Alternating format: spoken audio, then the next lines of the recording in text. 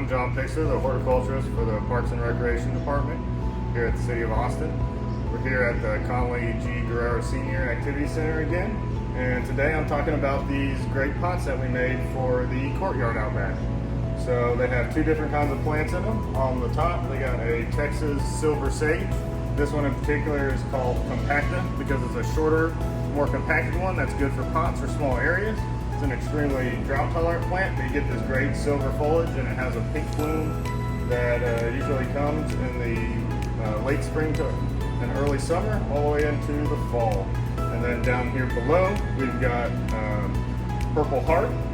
It's a great trailing plant for pots. It has little pink flowers. These ones are kind of shriveled up for the day since it's already gotten hot, but it's actually a pretty drought tolerant plant.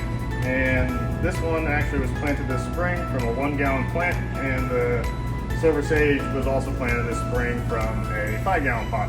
So just in a few months we got a nice full pot that's looking good. It's pretty drought tolerant, only needs water maybe about once a week. And after that, you're ready to go.